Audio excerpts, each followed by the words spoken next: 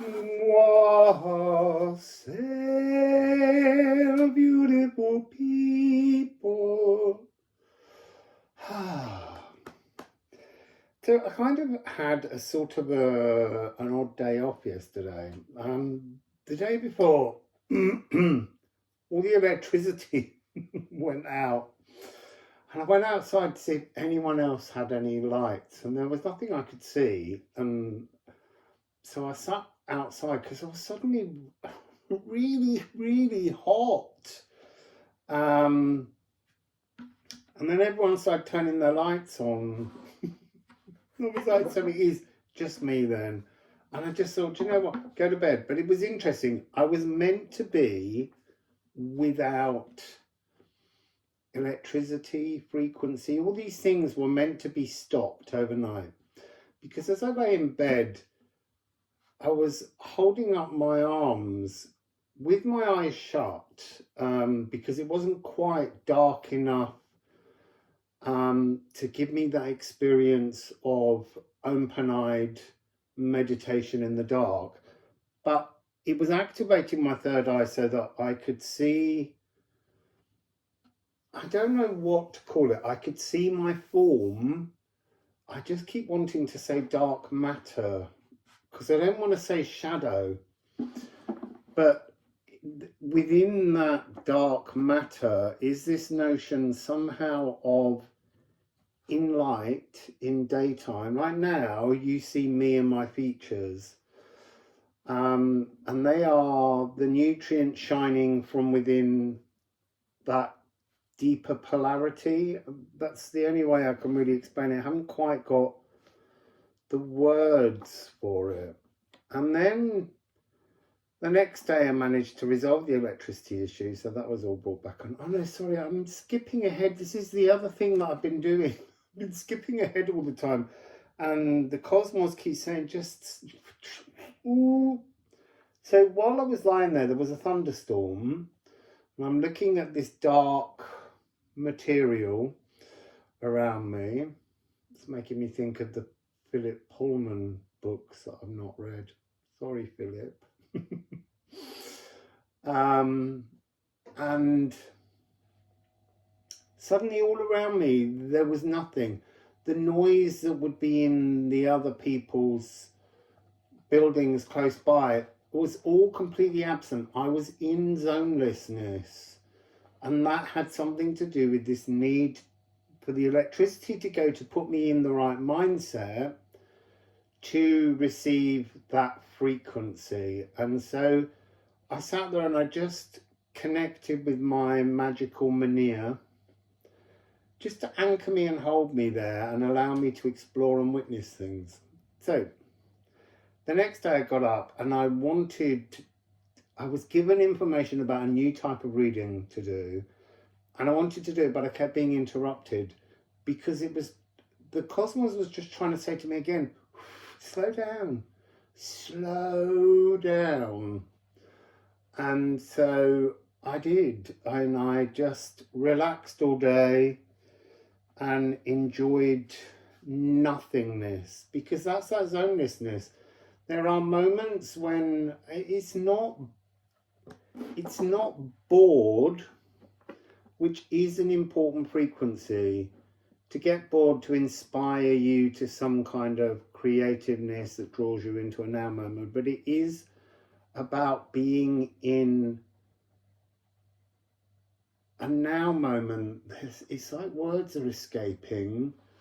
An unfenced, unregulated, deregulated timelessness. I don't know. Anyway, let's have a go at this new reading. It's 5 cards. 5 cards, one which is the heart of the matter, and 4 others. And at first, you're only allowed to look at the dark matter, the things within the darkness that may be uncomfortable, but they're also sticky, like molasses. You can't quite get out of that pattern.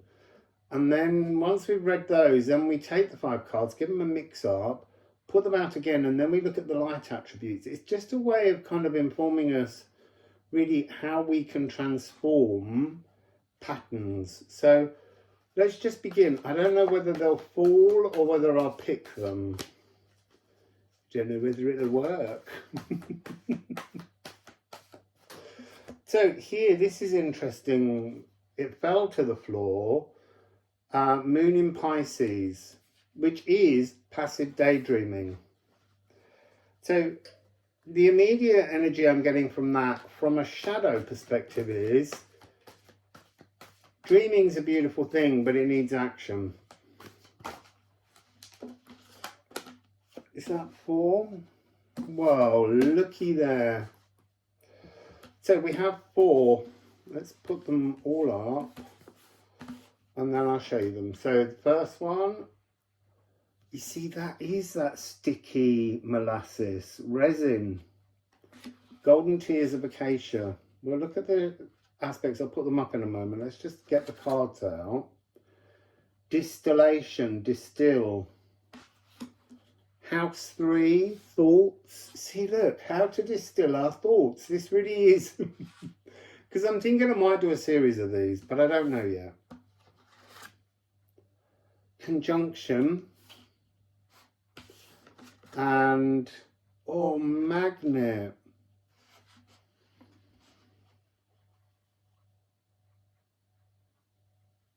So here's the backs of the cards for you to look at. Only please, for the moment, look at the shadow aspects. I'm not going to read them all out because you can pause the video and do that. And I'm going to read them. I'm going to glance at them.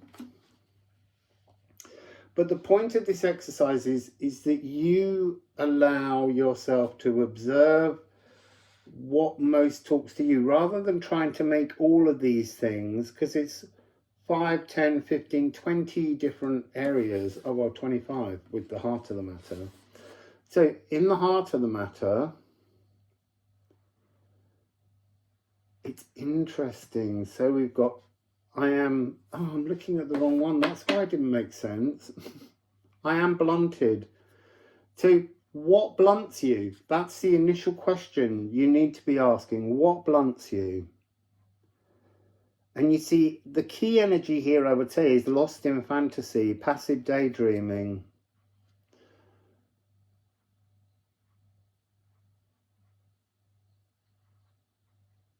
And look, feeling ill at ease as you release old frequencies. It's interesting that it says as you release.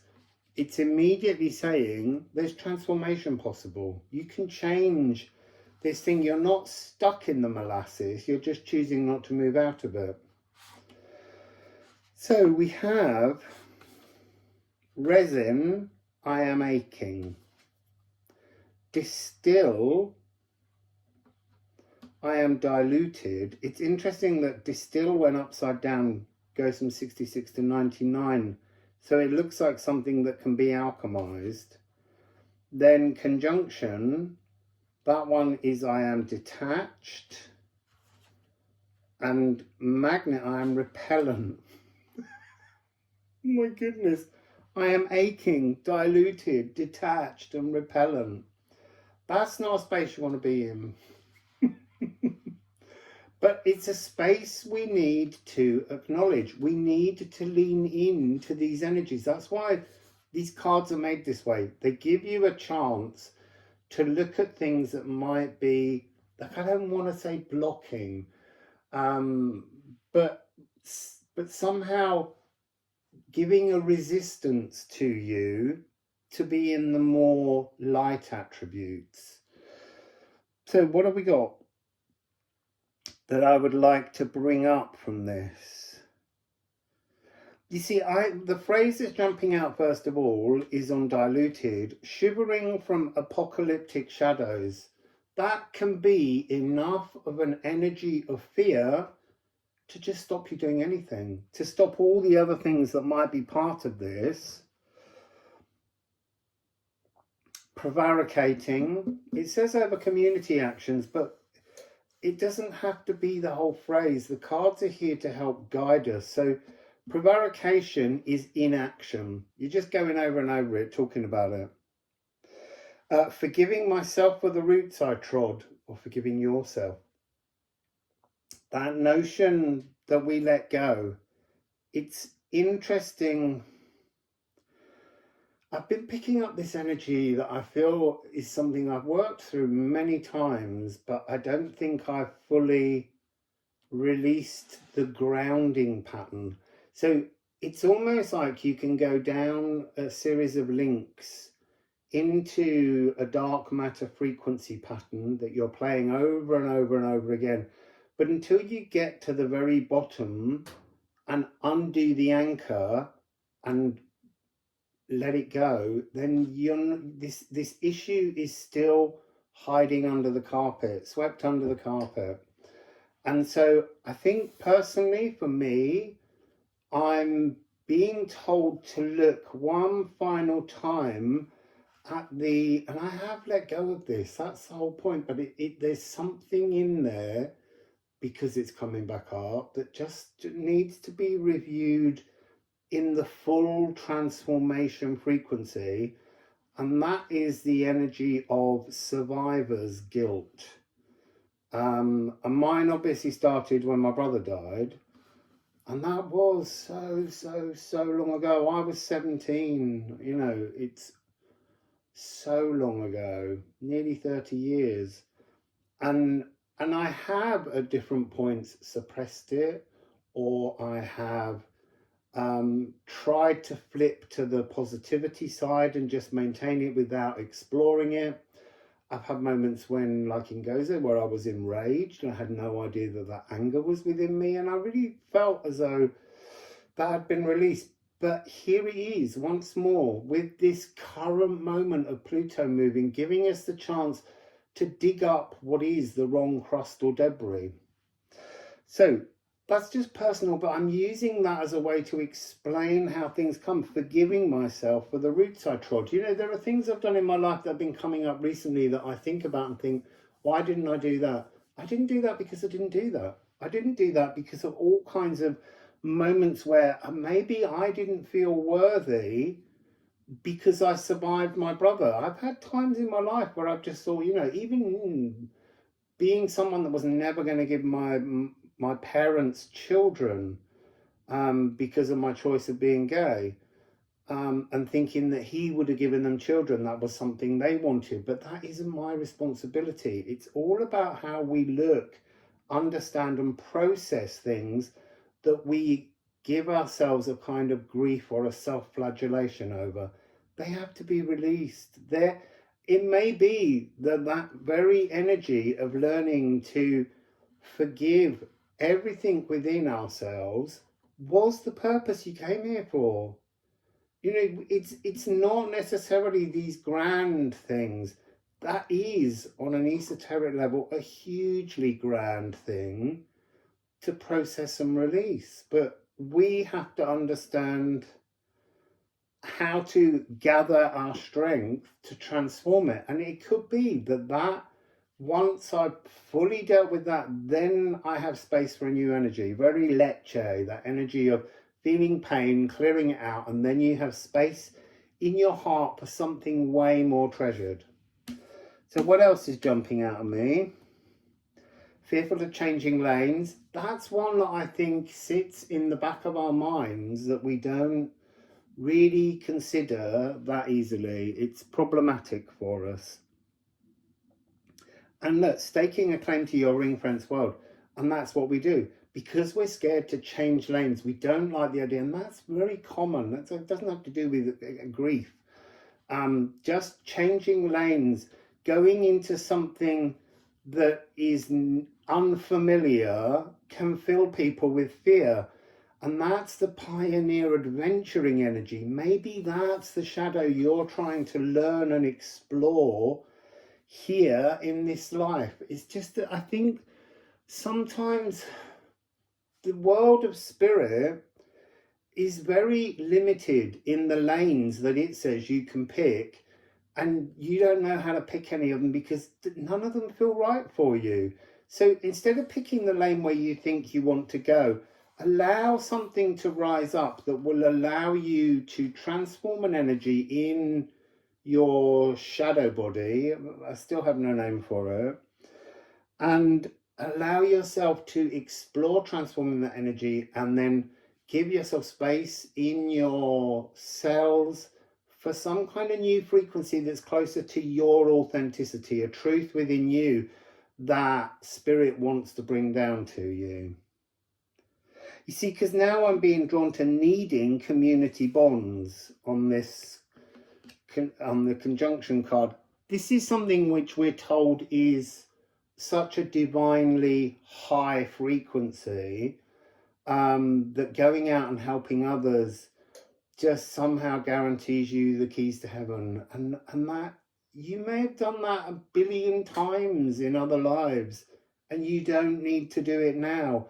We need to disassociate from, or detach from, the guilt that others want to put on us that defines the spiritual journey we need to experience. It's personal. So that's I am detached. But you see, at first we looked at that. I am aching, I am diluted, I am repellent, I am detached. I saw that as a shadow, whereas in fact, it's a springboard of growth for some people's journeys. To be able to detach from everything to find what's truly within. So we're going to take those cards. I don't think there's anything else. No, so we're going to take all 5 cards, put them together, give them a little shuffle and reorganize them, and look at the light attributes that are within them.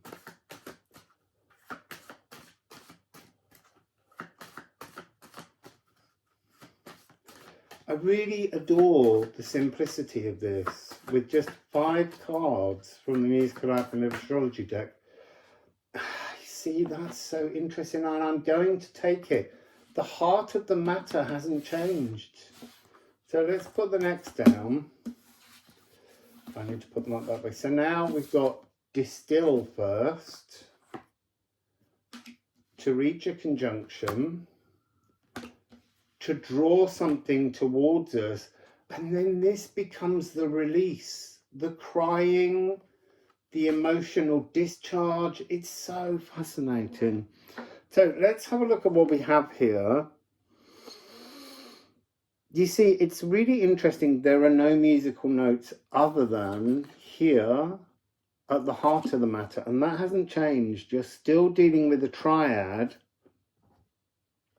of A for the moon, and then G for Jupiter's rulership of Pisces, and D sharp E flat of Neptune. So we're dealing in here with being lost in the energy of Neptune, and then almost the Jupiter frequency cleansing the fog around it, removing, stripping back, distilling, so that you can come into a conjunction with yourself and attract a divine version of you, I would guess. We'll get there on the backs of the cards in a moment, so that now the golden tears of Acacia can sweeten the music. So let's just have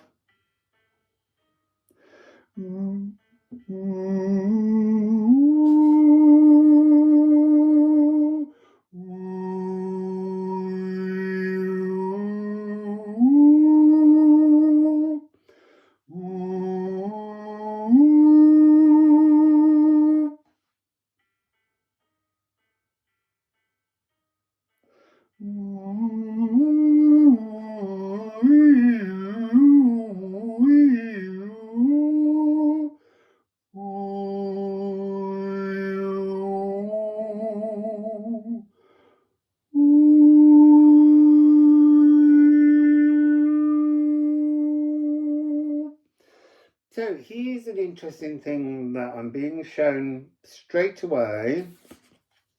6, 6, 5, 6, 6, 8, but it's the 5 that I'm being shown. So we've got 6, 6, 5, 6, 5.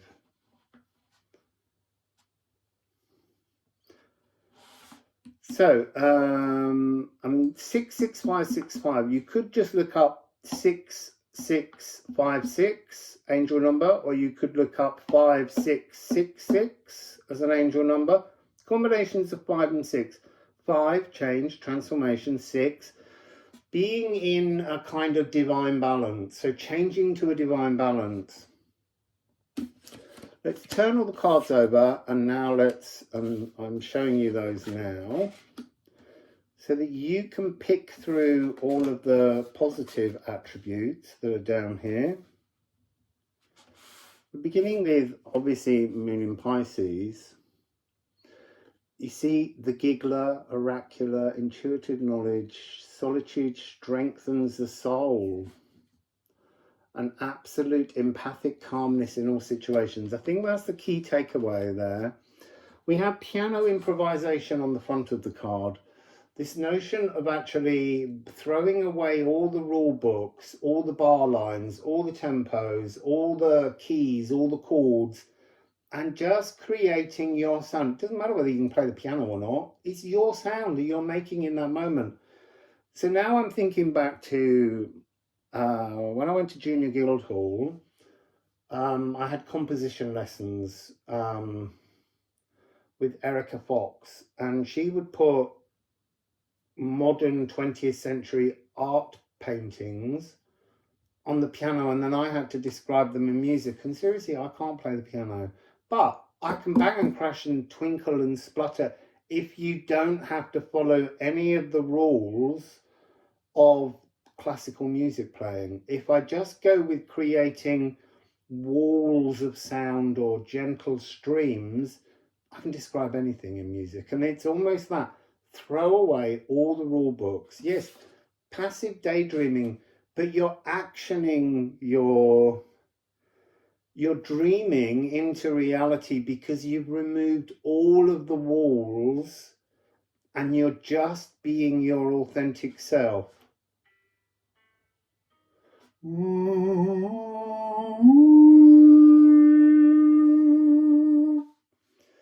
So just to go back, distillation, the cards of the houses don't have any reference musically because it will be different for everybody. So this could be house 3, and you could look at that as Gemini, or it could be on your natal chart where your house 3 is. Look at the planets, look at your shadows there, and look at how you could change them and transform them. Conjunction, all aspects of tempos. This is to be in tempo. So in tempo, house 5, again, you could look at this and say, is it your Leo energy as a collective, or is it individual? And I suspect it's individual. Look at your house 5, see what's in there. How can you change it? There's no other instruction on that one musically because it has to have a freedom. It has to have a piano improvisation. And then here sweetens the music. Expelling hardened sap, drawing out true expression. There you go. That's the piano improvisation, drawing out true expression. Scented smudging ceremonies. You might want to have a good old smudge and a wash and a smudge and a wash and a bathe and a cleanse. So what do we have now? I am enriched. You are enriched by the daydreaming because you're allowing all the boundaries, all the characlo fencing to be removed so that you can flow into something else. I am enriched. I am mutual, in harmony with you. And then you have I am magnetic. So now you're drawing things towards you. What are you drawing towards you? Well, to begin with, inspiration that you're filtering through you. Oh, filtering, distilling, it's very similar. You're concentrating down the essence. And I am comforted, rested. Time out to tune in. Well, that's what I kind of did yesterday because I couldn't tune in to these readings. I did one and I was like, oh, I was just reading all the words. It had no joyful creativity to it. So I just let go. Playful pleasures is coming out as a strong energy. Being playful. because we live in a really serious world. We take children and we turn them into little adults earlier and earlier and earlier. I watched a poor little boy in the barbershop the other day who every time the clippers went near his head, he was screaming. It was too much. His whole sensory fields were being abused, and yet they just kept doing it. And I said to someone who may have been his aunt, I said, you kind of appreciate really why we often let children have unruly long hair. And then when he was done and finished, she said something about he'd be 2 next week. He didn't need a trendy adult haircut. He's a child. So there is this frequency where we try and force growing up, taking on a serious mindset, even when it's a destructive behavior towards the child. Let a child be a child, and then we might grow into adults that are still much more playful, rather than having that rigidity, that finger wagging that takes place, that scolding energy. So letting go of all you create to create again. I don't know why that energy keeps coming up over and over again.